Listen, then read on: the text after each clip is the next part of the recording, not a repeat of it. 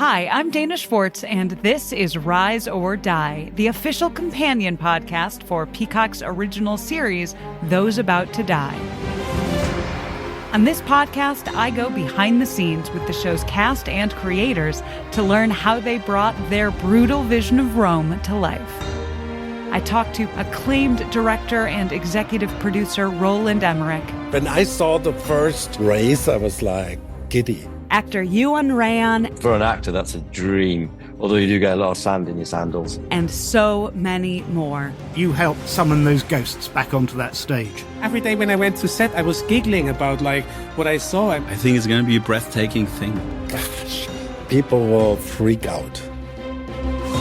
Rise or Die launches on July 18th. Watch or listen wherever you get your podcasts.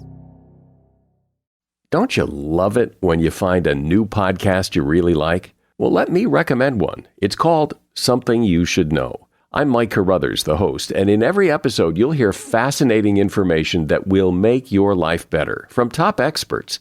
Recently, we've done episodes on why you have the personality you do, the science of luck, and the psychology of a restaurant menu. You're going to like Something You Should Know. We have literally thousands of 5-star reviews. Look for Something You Should Know wherever you get your podcasts. Hey everybody, just a couple announcements before we get started. I, Jenny Owen Youngs, will be on tour opening for my friend's Streetlight Manifesto from June 23rd to July 1st. If you're in Denver, Las Vegas, Tempe, San Diego, Anaheim, San Francisco, Portland, or Seattle, I will be coming to a venue near you. You can get all the details at jennyowenyoungs.com/tour. Yes, and hopefully I'll be at the Anaheim through Seattle shows with any luck. Woo! With any luck, I will be there too. But if you live on the East Coast near to New York, you should come out and celebrate Pride with me at my 5th annual All Ages Pride Celebration. It's being held at Housing Works Bookstore Cafe down on Crosby Street in Manhattan. It is my favorite event that Everyone is Gay puts on. Hundreds of young people and their families come out. We are having music from B. Studwell, Julia Weldon, and we are this year having the Slam team from Urban Word New York City perform. Gabby Rivera and myself will be hosting. It is a blast, and there will be free snacks. So come out. It's June 24th. That is a Saturday from 2 to 4 p.m. You can find out more about Jenny's tour or my Pride event by going to bufferingthevampireslayer.com and clicking on our events page.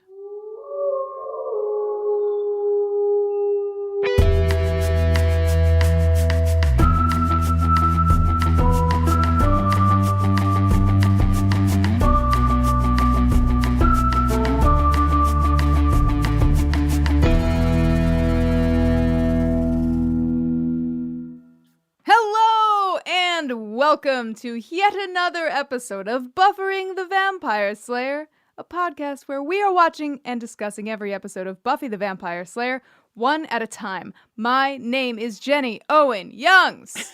And my name is Kristen Russo, and this week we're talking about Season 2, Episode 19, I Only Have Eyes for You. Stay tuned at the end of this podcast every week for an original song written by us recapping the Buffy episode we are discussing. I Only Have Eyes for You was written by Marty Noxon and directed by James Whitmore Jr. and originally aired on April 28, 1998. This is the one where Sunnydale High School is haunted by the ghosts of a former student and teacher who reenact their tragic romance through the bodies of the school's current inhabitants. I don't know. I didn't write it.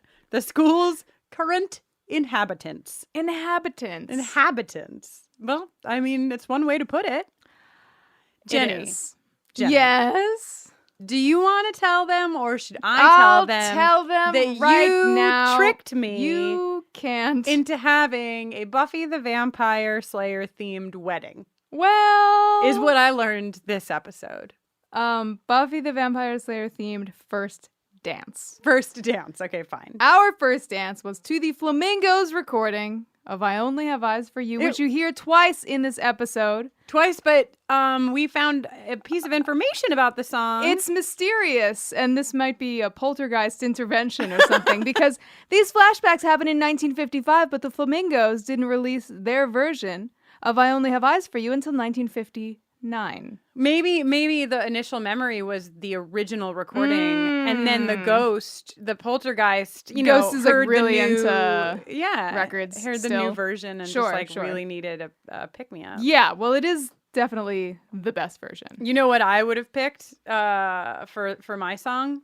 What's that? Any song by Frente. Uh-huh. Remember how Frente is sort of in this episode. Frente is kind of in this episode in that Angie Hart's post-Frente band, Splendid, is performing on Stage of the Bronze at the top of the episode. Which like blah, blah, blah, Frente. You know what I mean? I'm yes. sorry. It's just I only have an association with Frente. I love Frente. You love Frente. Love Frente. Most people who grew up in the 90s and who like were alternative music fans. Remember alternative music? That was like a Vaguely. whole genre. It was Is that even a genre a anymore? thing. Is that a real thing? It's unclear. Anyway, we loved Frente. If you don't know Frente, well, you know what? If you do know Frente, congratulations. I'm going to play just 2 tiny clips. If you don't know Frente, you should immediately go out. What was the name of the album with the fish on it? That was Marvin the album. Marvin. But I personally really love Shape. Shape. Okay, I don't know. Follow-up? I think I just had that one album. I don't know. I don't know anymore. But anyway, on that album, there's a cover of Bizarre Love Triangle. You might remember this. Every time I think of Listen to her. I get a shot right through and You know? It's real. It's a problem to find, but it's a problem to find. Oh boy. Living the life that we have left behind. Is that the lyrics? Yeah, you're you're dangerously close to it. Dangerously close. It's good for me. Well above your average. Anyway, we pan from Frente, or whatever, to Willow wearing an incredible rainbow sweater. And then pan up. Really nice shot where Willow looks up and the camera follows Willow's gaze up to the rafters where Buffy is standing in her like gold lame pants. We do not have Kate Lath here with us this week, but oh boy. It's a crying shame. It is a crying shame. I'm sure that Kate will have many thoughts on these gold pants. The theme of this entire episode is a Sadie Hawkins dance. Usually we make it more than like 2 seconds into the episode without talking about the fucking patriarchy. Nuh-huh. We don't make it here, do we, Jenny? We sure don't. Because this guy Ugh. walks up to Ben. Buffy. Is that his name, Ben? His name's Ben. He's wearing a paisley shirt and dress pants for some reason. Despicable. I mean. And he's like, don't you remember me from Algebra 2? You sat in the row next to me 3 chairs back, creepo. Yeah. But fine, whatever. He's not an immediate creepo. I didn't think he was an immediate creepo, but It's not like he's been sketching her while she sleeps or True. something. Solid point. But he walks up to her and he's like, hey, I heard about this Sadie Hawkins dance and wondered if you wanted to ask me. I have a lot to unpack here. Okay. I want to start there. Because the Sure. fuck, man. The fuck are you doing? You're supposed to. It's the one time we're going to get there. Don't worry. I'm not just going to say blanketly, this is the one time where girls get to ask boys to the dance and leave it there. Right. I'm coming back. But it's the one time where the girls are supposed to ask the boys to the dance. And this ding dong comes up to her at the thing and basically asks her to the freaking dance like a ding dong. Yeah. He's a real ding dong. He's a real ding dong. Ben Ding Dong. You know what else is a ding dong? The fucking Sadie Hawkins dance. I looked it up, right? Because I was like, who is this Sadie Hawkins? Like, is Sadie Hawkins like a feminist from yesteryear? And that's like what's happening in this situation? Sadie Hawkins is not a real person. Sorry, Sadie. The Sadie Hawkins dance is named after the Lil Abner comic strip character, Sadie Hawkins. In the strip, Sadie Hawkins Day fell on a given day in November. The unmarried women of Dogpatch got to chase the bachelors and, quote, marry up with the ones they caught. Lord. The event was introduced in a daily strip which ran on November 15th, 1937. This is unlike traditional dances where the men chase the women. This empowers the... I'm reading an article. I'm not opining, in case it wasn't clear. This empowers women to chase after what they want and not just wait for it to walk their way. Oh... So dear. this is complicated because I'll give it a kernel, a tiny kernel that's wrapped up inside of a mound of bullshit. There's a little kernel of like, hey, women don't get to have autonomy over shit. Like they've been positioned historically to just say yes or no, or oftentimes not even given the option to say yes or no. So let's give them this great opportunity and there's a kernel. Once in a lifetime. There's a chance. kernel, right? There's a kernel of like, sure, I'm all for like women having more autonomy and like the structure not just being that, you know, men ask women things and women then say yes or no. Like, fine. Mm-hmm. But it's wrapped up in this total heteronormative bullshit way where it's like, ooh, we're empowering women. And what is the power they get? To ask a man to take them to the dance. I immediately, after looking up where Sadie Hawkins came from and getting angry, thought, I wonder if Autostraddle has ever written anything about Sadie Hawkins. I want to hear what they have to say. And lo and behold, none other than Reese Bernard, the CEO and editor-in-chief of Autostraddle, had written 4 years ago an article on an episode of Glee where they had a Sadie Hawkins dance. And I just want to read, just first of all, if you've never read any of Reese Bernard's recaps of episodes of anything. Yeah, they're pretty priceless. You could spend the next couple of months of your life delighted to no end at the way that this girl recaps an episode. But I'm just going to pull out this. So apparently in this episode of Glee, the Sadie Hawkins dance, the girls are going to sing to the boys to ask them to the dance. So Reese says, this is so empowering. I feel like the Statue of Liberty. Maybe next week the girls can pick out their own wedding dresses, and the week after that, they can pick out new drapes. The possibilities are endless. Yeah, I mean, and really just sort of the structure, well, it's just, I'm just wondering how we would go to the Sadie Hawkins dance. I don't know, Jenny. We would be caught in an infinite feedback loop of not being able to ask each other. No, of being able to ask someone but not each other, because we would have to ask a boy. Yeah. So what if we asked a boy, what if I was like, hey, Steve, do you want to ask Jenny if she will go with me to the Sadie Hawkins dance? I don't think that... It doesn't work, because you would have to ask, you're right, it doesn't work. We'd have to go as a throuple. We'd have to both ask the same boy and then ditch him. That'd be the only way. All right. And you know what? What? Just like because Cordelia has a moment with the Sadie Hawkins dance, right? And I just found it fucking fascinating and amazing and troubling, all of the things. I mean, it's Cordelia, so of course. Cordelia's like, I'm boycotting the dance because this is all wrong. It's out of order. And I find it like it's a troubling comment because in her opinion, Cordelia's opinions, the men should only ask the women, right? So it's like backwards. And the men should pay. And the men should pay. But also we know Cordelia's character, and Cordelia's character is somebody who always takes what she wants exactly the way she wants it and no other way. So there's just something very interesting because I feel troubled about the Sadie Hawkins dynamic. I don't think it's good. I think it's bad. I don't think it's the way to give women their autonomy. I think there are better ways, and I feel one day in the whole year. Right, and I feel like Cordelia's like, yo, the fucking system is like this, and I'm doing fine. Like, which is complicated, because Cordelia has a lot of power in different ways. She's a white woman. She's a wealthy white woman. Fine. But I guess what I'm trying to get at is I feel that we could do an entire episode on the Sadie Hawkins dance, the character of Cordelia, Kristen Russo's feelings. I could go on forever. Is it this episode? It's happening right now. There's a lot to talk about, so I'm not gonna keep spieling. But I have a lot of feelings about it, and some of them were summed up by this fucking ding dong. So ding dong asking Buffy to the dance when he's not even, of course. The patriarchy. You have to say it. The patriarchy. There it is. So soon in an episode. Too soon. It. Anyhow, probably more patriarchy right around the bend in this hallway scene. We see two teens fighting. And we don't know yet what they're fighting about. Oh, luckily, Buffy has chosen to patrol in the high school tonight. Yeah, she left the Bronze to patrol. And went right to the high school. Yeah, did she like forget a book or something? I don't. Anyway, good thing, because here are these two teens in one of my favorite kinds of Sunnydale High School scenes, which is a hallway scene. So the camera can go 360 degrees around the people. Yeah, it's great. It reminded me of the opening scene of Welcome to the Hellmouth with good old Darla. Right? Same hallway, or at least same general vibe. And then we get a gun.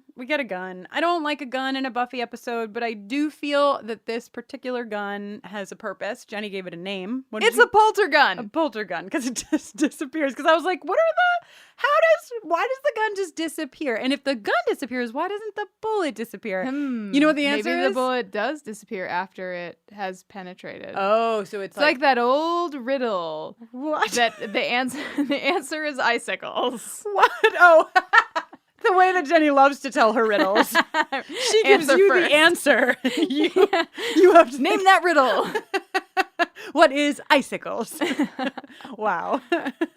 Anyway, but yeah, the answer, I think, to why does the gun disappear and the bullet, it's just metaphysics, right? Metaphysics, ghost gun, poltergun. Metaphysics. Also, I have a bone to pick with Buffy here. She's in the school. She sees the teens. I mean, she probably doesn't think, hey, there are some teens, because she too herself is a teen. But she sees these peers, and she sees one pull out a gun. And her instinct, no, she's great with vampires. She's great with even werewolves. She's great with all manner of demon. But I just don't think that if a person is pointing a gun at somebody, your first response should be to go, hey! Like, it just... Yeah, you say that, but you find yourself in that position. You might be surprised at how you react. Well, no, and I'm not saying it's not a believable response. I'm just saying I don't know that it is an effective response. Luckily, these two characters are caught in a loop, so it doesn't matter what Buffy does, unless she, physically interrupts them. But I think that if it were an actual thing happening, right, then probably you don't want to startle the person with the gun. Bad idea. Right. But it works out. We get one of our first 90s references in this episode with the... oh, yeah. You just went OJ on your girlfriend bit. Yeah. Which OJ was acquitted. Is that what actually happened? Or is that what you're saying when somebody's found not guilty? Mm-hmm. Okay, yeah, 95. So this is, enough years later for it to be... Right, but enough years for it to be, like, in the canon of, like... referencing it. So we get that. Right. And she also, Buffy, later in the episode talks about Dr. Laura. Oh my God. Yeah, really. Marty Noxon was like, bada bing, bada boom. Wow. Is that what Marty Noxon was like? No, because bada bing, bada boom didn't come out until later. People weren't saying bada bing, no, I mean, people, bada boom before The Sopranos? Of course people were. I was probably saying bada bing, bada boom okay. in the 90s, but I just meant The Sopranos wasn't out yet. Great talk. Oh, okay, so then we go to Snyder's office where he's furiously looking for any possible way to blame anything and everything on Buffy. Such a delight to see Armin Shimmerman Snyder! again. We have a Principal Snyder moment. And we get we get a double Snyder here, like a double Snyder punch with the Buffy, sit down in your seat. I have to go deal with, what does he call it? Pathetic little vegan. The pathetic... Billy the vegan. The pathetic little no-life vegan, Billy, who is... I would love to meet Billy. Yeah. Who's Billy? The vegan in Who's 1998, the vegan in 98, yeah. right? I didn't even know vegans existed in 98. I knew I was a vegetarian. I think I was a vegetarian already in 1998. I'm no longer a vegetarian, but I think I was a vegetarian from like 98 to 2000, something like that. Ate a lot of tomato sandwiches. Great. Anyway, then we get Jenny. Then we get in our next scene. So whatever. So Snyder, the yearbook. Yeah, the ghost, haunted book falls off the haunted shelf. book. But they don't really get, it's not really, Buffy just, puts it back. She just puts it back. She's like, oh, because she's responsible. If only Principal Snyder had seen her put that book back, might have earned her some points. But then we go to Willow. And we get some hell math. Hell math. Not just any hell math, but like a hell math joke. For next time, read the chapters on information grouping and binary coding. I bet you'll think coding is pretty cool. I mean, if you find 2-digit multi-stacked conversions and primary number clusters a big hoot. I can't retain what she said, but it was great. I loved it. But you're very upset about this scenario. Well, I'm concerned for the welfare of the children because I don't think it's appropriate. Classic line, Jenny. Yeah, that's what I'm always saying.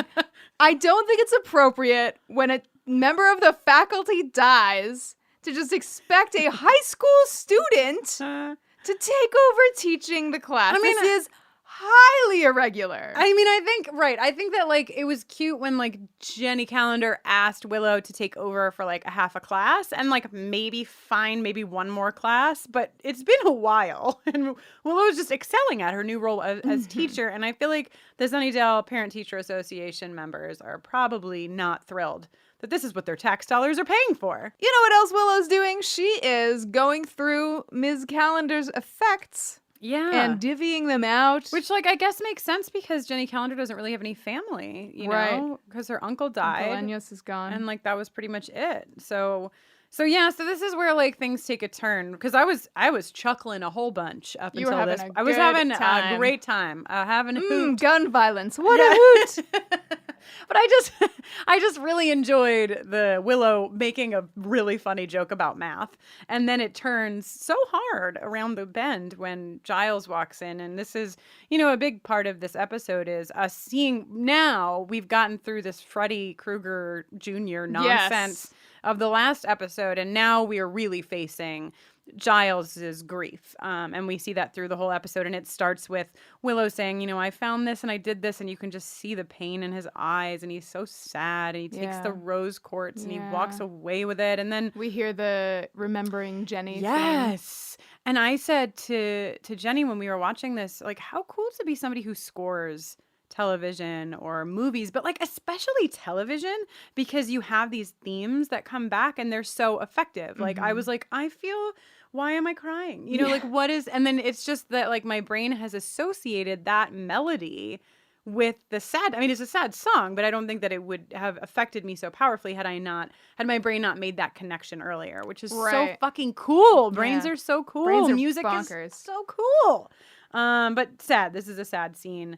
And then we go to Buffy. Buffy in class, falling asleep, dreaming a dream of class. Dreaming a dream, yeah. She doesn't get far in space, but she does get far in time. She dreams of the same classroom in 1955, and that's where she sees James. Right. A student. Yes. And your classic scenario here of teacher-student love. Right? Because this is like a whole thing. I mean, this is a real thing. This happens all the time. Oh, yeah? Yeah.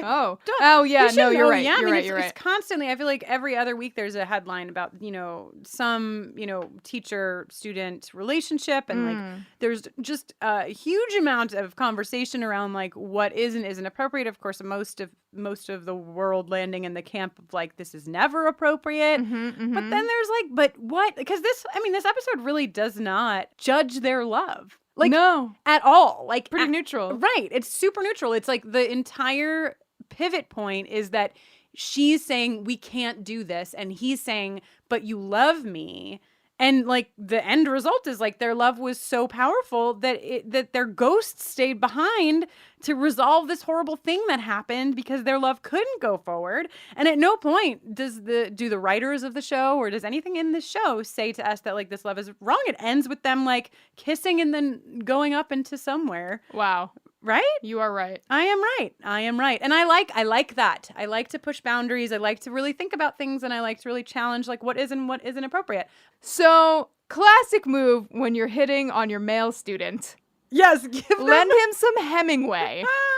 And then Buffy wakes up in time to see her teacher. Thank God, who would want to miss this? Writing some possessed shit on the board. Don't walk away from me, bitch. Yeah, which we know is, of course, an excerpt from the play that's going on the balcony every night. Skipping ahead, and we'll talk about this more. I just want to say I loved that when we get to the end and this is Buffy and Angel and they're role reversed because it's a very Sadie Hawkins ghost moment where the roles switch, but that they cut from the actual couple in the 50s to Buffy just so she can call Angel a bitch. I was like, yeah, good. That was a good decision. I enjoyed that. I enjoyed it. Satisfying. Then Xander gives Sunnydale High School a school motto. Something weird is going on. Right, which is great. Something weird. So I would like a t-shirt that says Sunnydale High. Something weird is going on. Yeah. You know, that's nice. And then this might be one of my favorite poltergeist moments. Oh, actually, it's so great. It's so not. classic. There's so many good poltergeist moments, actually, but I love this fucking locker arm. Oh my God, it's so great. Right? It's so strong. It's a strong. It's been working out. It's just Xander, like now that I'm saying it, I like want to go back and rewatch it because I just feel like Nicholas Brendan does a really good job of like being like, do you think that they actually had something pull him or do you think that he just acted that? I think that the back of that locker situation was reach throughable. I think they had a real arm. I mean, yeah, when you see the arm, yeah, but it was just great. I don't know. It just was great. Yeah, and Buffy was like really prying him off the locker. It was like a whole thing. The students, of course, Hellmouth students to their core, were just like, Right. Like of nobody course. was. It is Tuesday. Yeah. Then Buffy and Xander go to the library. Oh, this immediately is following great. this, and everything is perfect. Willow is like, "Oh, Xander, your shirt's all ripped. Did you lose a round of locker time with Cordelia?"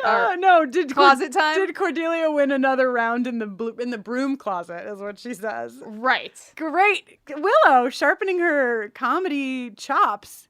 Yes. You don't sharpen your chops, do you? Well, you hone them. You lick them. Lick your chops. Sharpen your wits.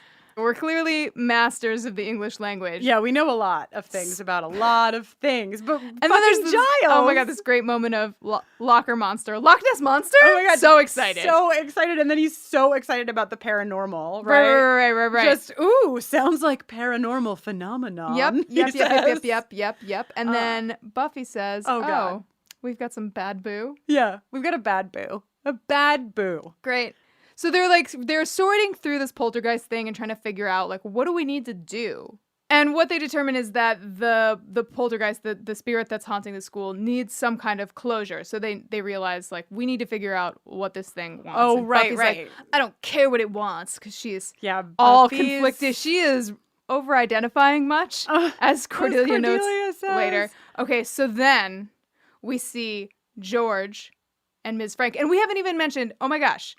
All of the guest stars in this episode. Oh my god, some of them many. did great things before. Some of them went on to do great things. The guy who's playing James is, of course, Christopher Gorham from Ugly Betty and Kristen's favorite show, Covert Affairs. You guys, I loved Covert Affairs because I love Piper Perabo. We also see John Hawkes in the role of George, the janitor. And he went on, of course, to be one of the leads in Deadwood. And he was in Me and You and Everyone We Know. Right. And a bunch of other things. Right. And then Ms. Frank, who he's about to shoot, right, is played by... What an intro. Yeah. He's about to get Spoiler. shot. Yeah. Ms.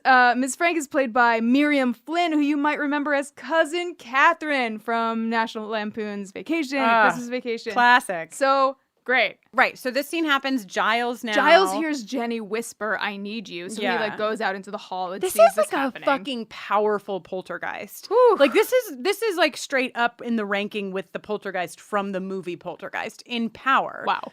It really, and I'll talk about it a little bit more at the end when it really gets fired up here. But this is a fucking powerful this is ghost. serious This shit going ghost is on. not messing around. So this scene happens. The polter gun disappears again. Right after Giles tackles George. I have a question about the consistency of this story, right? And here's my question. This happened in 1955, and we are to believe that this ghost has been, well, these ghosts, but really the angrier one, the boy, is... Yeah, I think what we're seeing is all manifestations of James. But then who possesses... Oh, he possesses both parties? I think he possesses everyone and plays out both sides until he can resolve it. But, exactly. But so it's 98. This happened in 55. It's not even an anniversary. We're led to like an even numbered, right? Like 40 years. By the logic of the story, this would be happening at least every year around the Sadie Hawkins dance. Maybe they haven't had a Sadie Hawkins dance since 1955. But don't you because of this terrible tragedy? It? Like, don't you think they would bring it up? Listen. Don't you think the writers would have let us know? Perhaps that scene was cut. I'm always suspending my disbelief. I'm happy to suspend my disbelief. I love this episode. It's a great fucking episode. I just want to know, like, what do you think out there? What do you think this ghost has been doing from 1956 until 1998? Hanging out. Maybe he's gone on rounds. Maybe he didn't do it every year in the same school. He's just been making the rounds of all the Sadie Hawkins dances across the country. But it happened at Sunnydale. I know. I'm just trying to give him reasons here. A tour. Anyway, my next note, Jenny, is our favorite thruple is moving? Yes. Is our favorite thruple moving? They are on the hunt for some new, fresh real estate. Right. And Angelus has found the perfect place. Yes, replete with night blooming lilac or... something. I saw an Instagram post about late blooming lilac, and I think I confused that with night blooming jasmine. Ooh, yeah, I think right. That's Jasmine. Right. So, do you think that like Willie the bartender and like the stationery man who gives Angel his vampire stationery, there's also a vamp realtor Who's like, Yeah, for the probably. low bodies of 6 bodies, you can get. Yeah, you know what I yeah, mean? yeah. Like, how do they pay? Do they use money? We're never going to get the answers to these questions. Well, they but- kill enough people that they could, like, if they're crafty Pickpocket? about it, pickpocket, or, I mean, they could get a little more sophisticated than that. You I think, mean, like, stealing identities? stealing identities, Credit cards? taking out insurance policies on people. Well, anyway, our favorite throuple is moving, and this is fucking Angel. Like, This is particularly despicable. it's so ridiculous. Like, he almost It's so over the top. right. He takes his like ableist bullshit to a place where like it almost loses its power at this point. Like, it's ridiculous. He says like 14 of his sentences in a row are just different plays on like horrible ableist jokes. You know, he's like hit the stairs, take a stand, roll with the punch. Like, come on. Please. It's just, please it's not get, even. No, it's not. no. It's not good, but I'm happy to see the 3 of them again. Yeah, great. Also, Angel's eyeliner has thickened ever so slightly. Has it? You're really, Yes. You're doing a great job on keeping tabs on Angel's eyeliner. Do you Angel think that- eyeliner watch. Do you think that at the Do end I get of a the- jingle? Yeah, well, I was hoping that maybe you would make us a graph. Yeah. Like, could you start keeping track now and graph the progress of Angel's eyeliner? Sure. Okay, thank you. So we'll let you know. We'll give you the start of that graph on social media, and then we'll keep it. We'll keep it out. We'll put it on your wall in your office, Jenny. Oh. Support for today's episode comes from OneSkin. And if you have sensitive skin, you're going to want to hear about their scientifically proven topical supplements. Free from over 1,500 chemicals and preservatives that can make skin red, irritated, or itchy, their products are safe for sensitive skin. It's just one of the reasons they've earned the Skin Safe seal of approval. They've also earned the Jenny Owen Youngs and Kristen Russo seal of approval, if I do say so myself, Jenny. I couldn't agree more. I've been using OneSkin for a few months, and after a few weeks, I remember it like it was yesterday. I texted Kristen, and I was like, maybe she's born with it. I looked in the mirror that morning and was like, oh, things are happening, and I am happy. I have used 1 billion skin products, and I did not think that I was going to switch off of the skin like lotion, the moisturizer that I used, and the under eye cream that I use, because I have used them for a little while and I really like them. And I've switched completely, which is a pretty big deal. OneSkin is the world's first skin longevity company. By focusing on the cellular aspects of aging, OneSkin keeps your skin looking and acting younger for longer. Get started today with 15% off using code BUFFERING at oneskin.co. That's 15% off at oneskin.co with code BUFFERING. After you purchase, they'll ask you where you heard about them, and if you can, please tell them that we sent you. As a podcast network, our focus is bringing you shows you love to listen to. But we also sell merch related to those shows. And partnering with Shopify has made that both possible and simple for us to do. Shopify is the global commerce platform that helps you sell at every stage of your business. Whether you're selling scented soap or offering outdoor adventures, Shopify helps you sell everywhere because they've got you covered, from their all-in-one e-commerce platform to their in-person POS system. What's so fantastic about Shopify is how, no matter how big you want to grow, they provide everything you need to get control of your business so you can take it to the next level. Businesses that grow, grow with Shopify. Sign up for a $1 per month trial period at shopify.com/realm. That's all lowercase. Go to shopify.com/realm now to grow your business, no matter what stage you're in. Shopify.com/realm.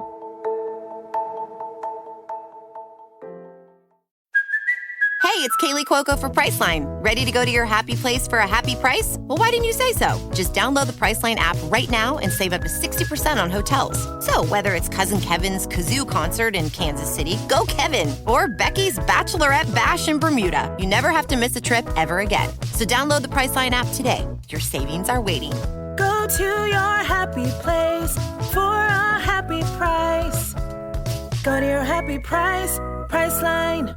Oh, beautiful. So after we see our throuple moving, we go back to the library, right? Oh, yeah. And this is sad times. And this is sad times, McGee, over here, because first of all, before we get to sad times, Giles says that he has searched high and low and the police have searched high and low for the gun. They found nothing. If both Sunnydale PD and Giles have searched high and low, then the gun definitely isn't gone. Anywhere around. Also, great job with the police being like, sure, librarian, help us. Yes. Help us look for the evidence. And then my note here is everyone's broken hearts are really clogging the system. Wow. Is that, I mean, it's sad. We can talk about it, how it's sad, but I just like, this episode made me think about how, Buffy is super fucked up because of, losing Angel. Yeah. She's really not over that, nor should she be. That was a huge... Not just over losing Angel, but also over, like, the fact that in her mind, because of her actions, Angel not only was lost to her and to everyone, but also killed Jenny Calendar. Right. And then that, of course, how that affects Giles. It's just like they're a mess, and usually they are leading the charge here. Right. So I feel like But don't worry. Willow, Xander, and Cordelia are up to the challenge of leadership. They're well aware of their limitations. I feel like the leaders are really not firing with all cylinders, and the three of them are like, oh shit, are we really supposed to be doing this? But yeah, this is devastating because this is the moment that we see Giles say, I know who the poltergeist is. It's Jenny. Of course it's Jenny. And Willow automatically, of course, using reasoning is like, why would this be Jenny? Like, Jenny doesn't have anything in common. Right, there's with no how she died. overlap here at all. The only overlap is that, like, there is a spirit who had unresolved issues when that spirit passed. Or when the person passed, leaving the spirit behind. So, this breaks my fucking heart. Me too. But luckily, the Scoobies are ready to get into it. They're not. They go away from Giles. Yeah. And have their separate conversation. So this conversation really hit me. I made Jenny pause so I could take detailed notes because this is now Willow, Xander, and Buffy. Cordelia's not in this conversation, right? And they have this conversation, and Willow and Buffy occupy like polar opposite ends of their experience of this story of the teacher and the student falling in love and the student being furious that their love couldn't continue. Willow is like, wow, I really like empathize with this situation, and sort of like is trying to understand how, feelings of love and abandonment and all of these things could maybe get wrapped up to a place where you do something that you didn't mean to do, whatever. And Buffy, of course, having been through what she's been through, is like, fuck that. Like, she is on the extreme of the other end saying like, you don't forgive this, you don't whatever, he deserves what he got. And Willow was like, he deserved to die? Like, do you think that? And she's like, well, no, but he deserved to go to jail forever. And Xander's just like ping-ponging in the middle between them. And I think that it's a really interesting conversation, to think about a crime of passion and where it comes from and how we empathize with people who have done something very, very bad, or how we have the complete lack of ability to empathize with somebody who has done something bad. It's really tricky. And I feel like they were trying to unpack it here. And I don't know that we got a resolution, but that's probably because there's not a resolution. You know what I mean? Right. It's complicated. Right. It's just complicated. So I'm just taking Life us is deep thoughts by Buffering the Vampire Slayer. But you know what's not deep thoughts? Cordelia eating a school lunch? Yeah. What happened to her medically prescribed lunch waiting in the fridge? Did that end after they found Dr. Gregory in the refrigerator in Teacher's Pet? You think Maybe she was so like, scarred she could never go back to her prescription lunches? I don't buy Cordelia not at least like bringing lunch with her. Yeah, eating that spaghetti, I don't think so. I don't think so either. But I think also like maybe Cordelia's been changing a lot. That's true. She's been really shifting in her values and her positioning on things, and she's also been like finding a little bit of happiness, I think.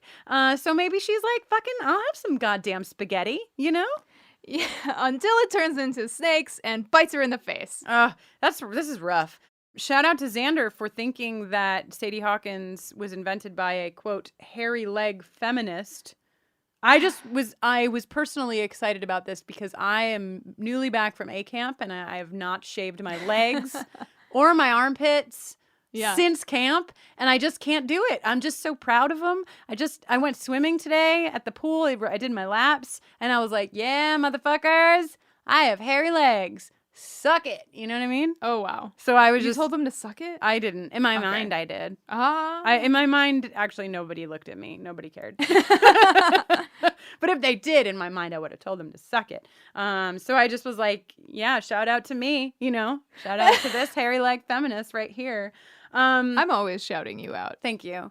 We get deeper on the Sunnydale governmental and police knowledge of the Hellmouth situation. Yeah. Like there Quick were conspiracy moment. a lot of big things, like big important plot points. Snyder is talking to the police chief. We're on a Hellmouth. How do you expect me to handle this? The police chief is like, do you want me to talk to the mayor about this? Because we were told you could handle this shit. Mm-hmm. So just like we hear about a mayor. Wonder if we'll ever meet that I mayor. wonder if we will. Jenny. Snyder is squirming on that hook. Yeah, it's very interesting to me. I mean, we'll talk about this more as seasons move on, but I'm very curious to know the inner workings of the governmental system of Sunnydale. Yeah. Because they know, and they're people who know. Like, I want to know more. Interested to see what develops in that department. So then the Scoobies now are like on the case. They're like, they've got a plan. Yes, we're going to use the Mengus tripod, says Willow, when she's got her little gold stars that she puts in a triangle. And this is what they're going to do. They're going to go to the school. They're going to light the candle at midnight. Exorcism, which is so upsetting to Cordelia. Yeah, I saw that good movie. reason. Even the priest died, which is a good call. I mean, Exorcist, whew. I like horror movies. I don't like that movie. So Willow's made these scapulas for them to wear around their necks, and she is really spearheading this situation, this casting, if you will. Yeah, she's really going for it. She's doing her duty, her Scooby duty. We talked a little bit to have. You like Scooby Duty? Yeah, that's great. We talked a little bit with Heather Hogan on the live episode last week about how she loves Willow so much because of Willow's bravery. That like Willow is really going into these situations, like Xander too, with no special skills, no power, and still sort of risking it all. Just good hearts. And Cordelia, my God, excuse me. What's Please. going on over Are you here that I saying forgot? Cordelia doesn't have special skills. That's true. You're right. She has a million special skills. We go to Drew and Angel. And Spike. Angel's being very suggestive. Angel's being extremely suggestive, but also Drew has one of her just incredible, brilliant Drusilla visions. She is dancing, she is writhing, she is making all manner of noises. Yes. I love her. I really, Jenny, I think she earned her fucking jingle with this scene. Oh, by all means. Drusilla, you fill my heart with dread, and still I'm led right back to you. Great. I have a question. Yo. The jingle made me think about things we do. We already talked about patriarchy, and then I was like, oh my God, who are we going to give the Sexual Tension Award to? Is it the ghost and the ghost? Because the ghost plays both parts. Is it poltergeist on poltergeist action? Is that the Sexual Tension Award? Or it could go to student James and teacher Grace Newman. It could. It could go to Angel and Drew. 'Cause there's a lot No, going on there. But that whole, you could always use an extra set of hands that Angel says. Right? Because he does not say. Drew could use an extra set of hands. He says Drew and Spike, or he doesn't say Drew and Spike. He says you could both use an extra set of hands. I find this interesting. Yeah. I find it interesting that they both are going to get help from Angel's hands in a sexual manner. Tell me more.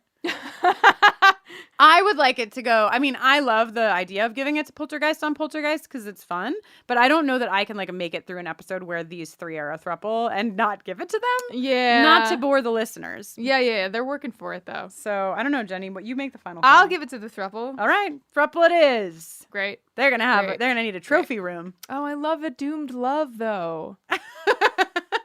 Well, can we give out 2 trophies? You know what? Maybe we can leave this one up to our listeners. Maybe we could do a poll this week. Please let us know. We'll do a Twitter poll. Yes, everybody calm down. Stop sending your emails. Delete the email. Delete it.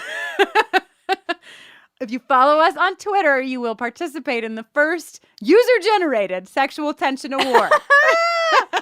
Woo, this is just like American Idol. Yeah, it's just like American Idol. We will tweet out on Wednesday morning for who will win, Poltergeist on Poltergeist or the vampiric thruple. Or Oh. The memory of James or the memory and Grace of, Newman. of Brian. That one's not going to win, I can tell you right now. What? Oh, I guess it is kind of controversial. We'll put it there. But what the... No, not because it's controversial, because it's a snooze fest. That's the Dune love I love. Okay, whatever. Well, we'll see. Moving Matt, right you know along. what? You're influencing the audience. I'm influencing the audience, too. You are!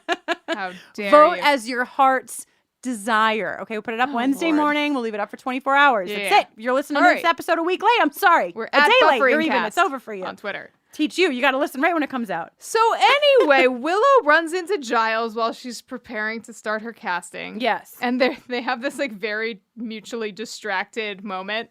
You're not supposed to be here. Neither are you. Yeah. Right. Oh, scapula? Sulfur? Very good. Yes. Pip, pip. And then he just goes back into the library and Willow goes on her way. And Cordelia... Nobody told Cordelia that when you're in a horror show or movie of any kind, you don't look in the bathroom mirror. Ever. You don't ever look in the fucking And definitely don't peel off a mirror. Band-Aid while you're looking in the mirror. Come on. This is like straight out of The Craft, right? This is like the character in The Craft. I can't remember her name. That is so embarrassing. But the character who plays Marcia in the Brady Bunch, the blonde in The Craft. All right. I can't remember her name. Sounds like a person. Anyway, I don't know. she is like the Cordelia of The Craft. She's very concerned with her appearance and her looks and what have you. And her thing is that all of her hair starts falling out, right? And so this just reminded me of The Craft for two reasons. One, because the same thing, it's like, the poltergeist knows that Cordelia's weak spot, just like in Nightmares, is her appearance. Right.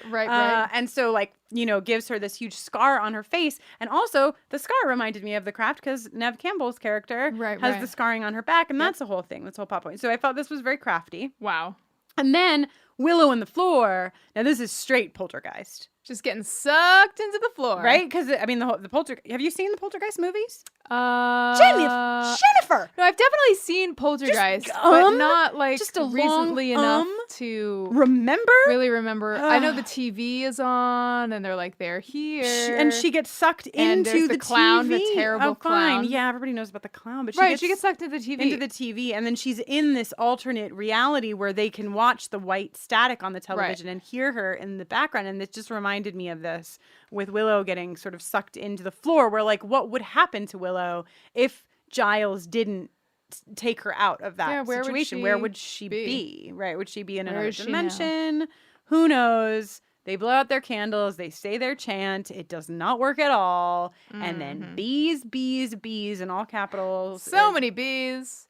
Also, Willow and Giles have a great shared moment where after he saves her, where she's like, Jenny could never be this mean. And he's like, I know it's not her. It reminded me, that moment between Willow and Giles, it reminded me a little bit of the moment between Buffy and Giles right after Jenny died. That grief moment where they were sort of both also on the floor and sharing that very intimate thing. Yep.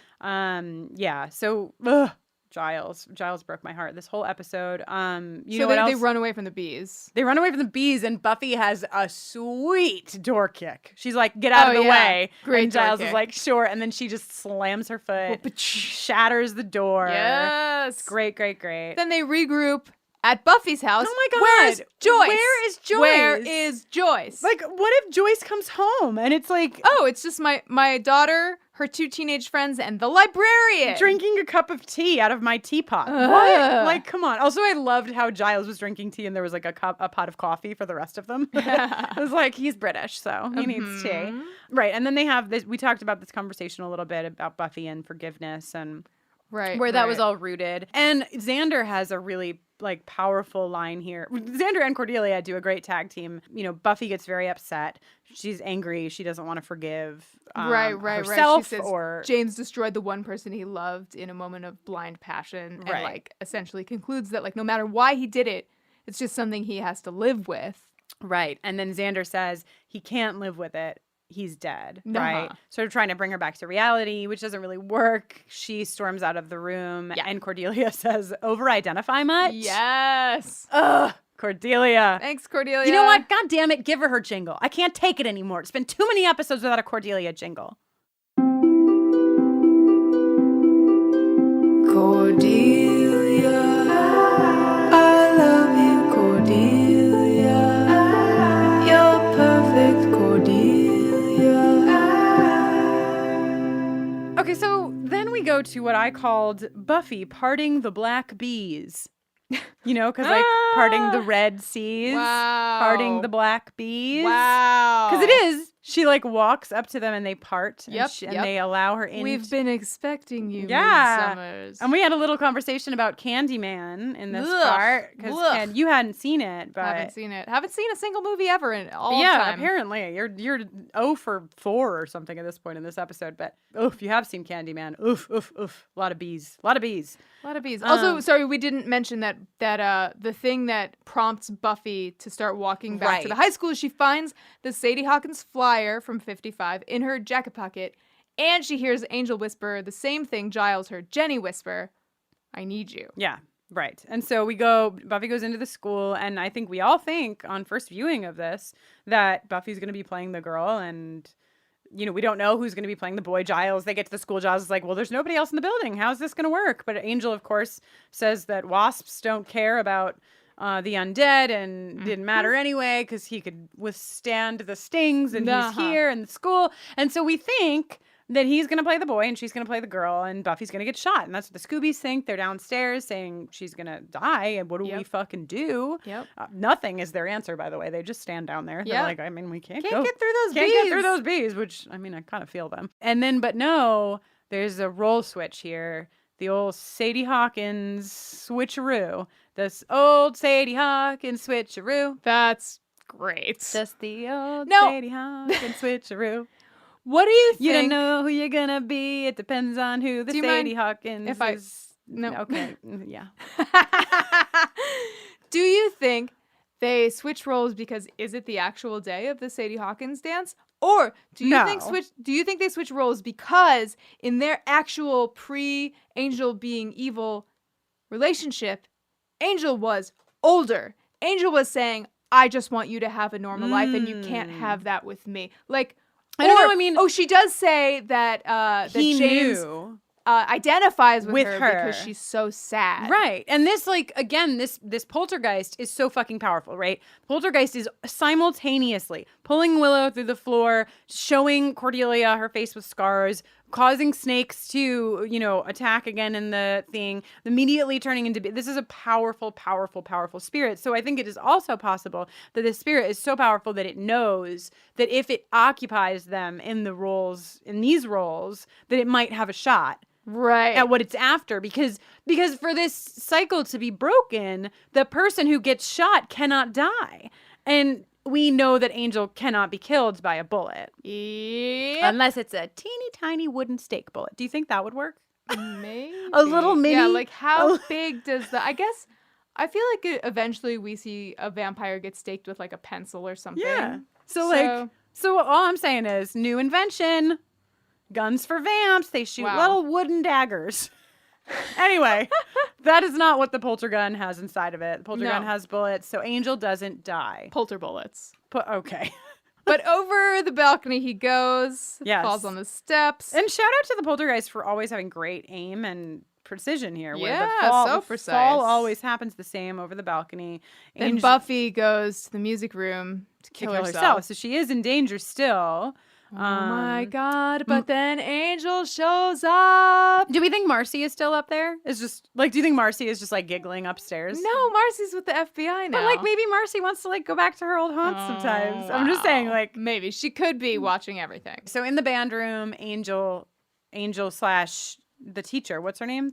Grace Newman comes back and they have this moment where she says, I'm so sorry. It wasn't your fault. Right. Like, it was an accident. I forgive you. And then, we get... Meanwhile, they're listening to the Flamingos version of I Only Have Eyes for You again. Right. Great song. Love it. Wonderful song. I'll be putting up, just so you know, I'll also be putting up on our Twitter and Facebook pages a picture of Jenny and I dancing at our wedding. Wow. To I Only Have Eyes for You. It's so thematic. Wow. Don't you think it's so thematic? Very thematic. So thematic. I'm wearing my varsity jacket. It's a whole thing.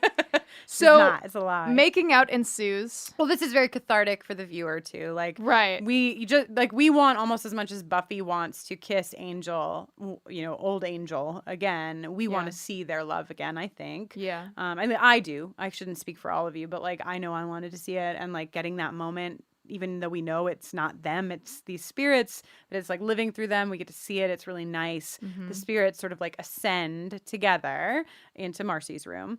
And then Angel comes to.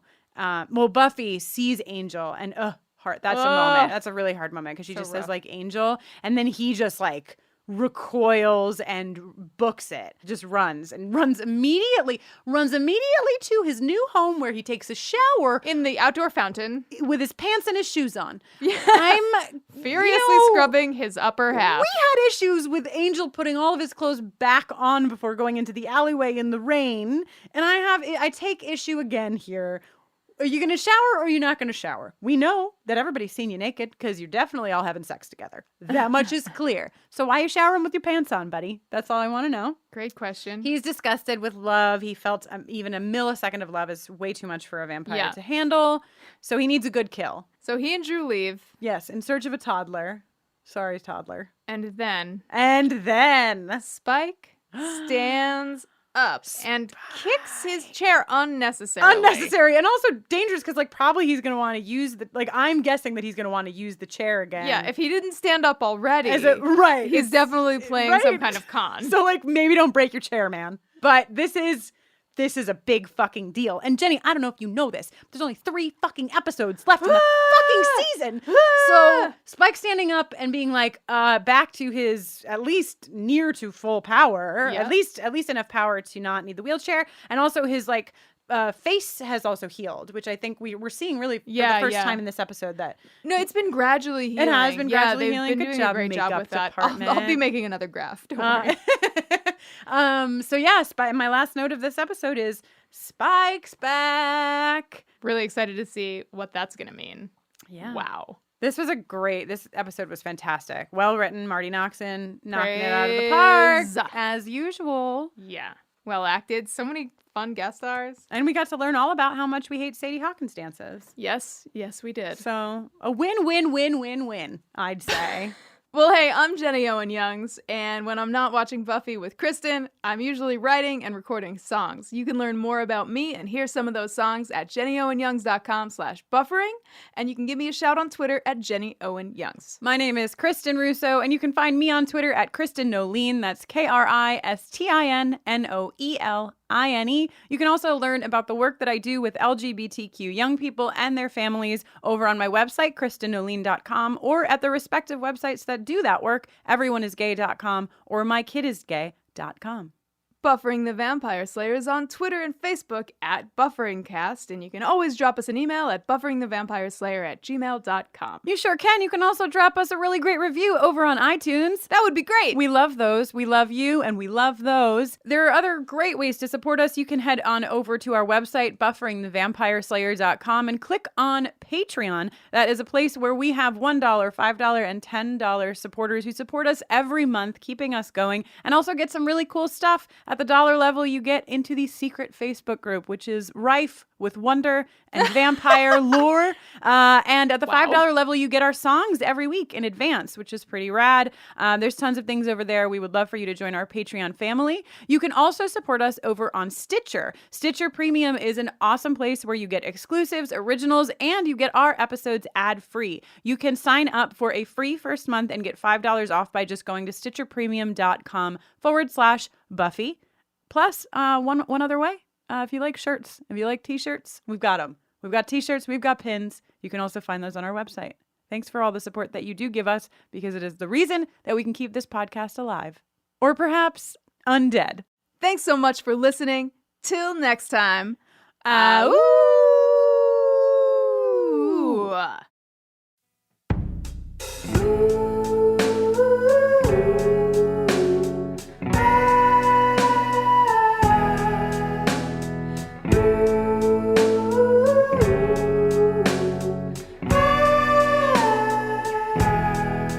Lunchroom snakes, killer bees, quicksand stairs, and Delia's face.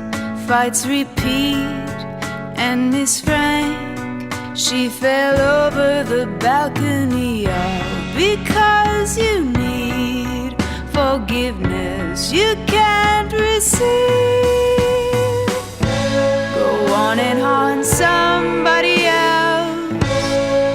I've got some problems myself, better than you.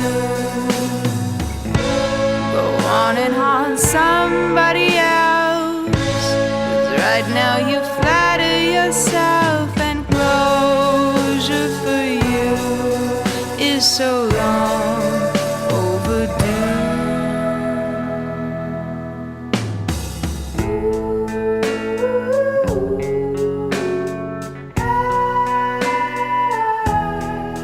You were here, now you're gone. You don't know, but the shape of you still lingers on everywhere. Can't escape from the dirt or the air. All because you need forgiveness you can't receive. Go on and haunt somebody else. I see you've forgotten yourself. Hollow straight through. Go on and haunt somebody else. You made me afraid of myself, and closure, it's true, is so long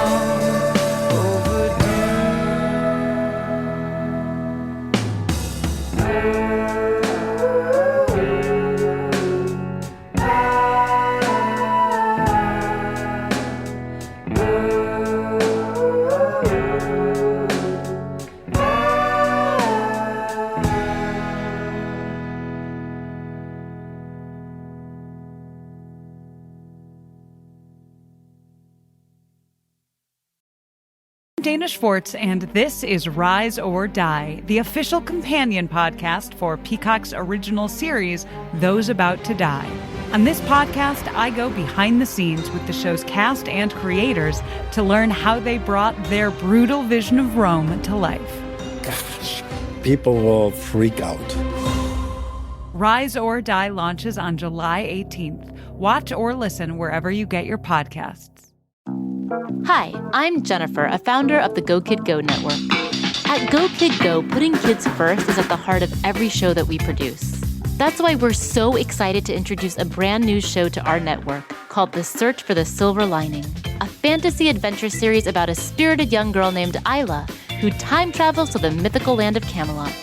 Look for The Search for the Silver Lining on Spotify, Apple, or wherever you get your podcasts.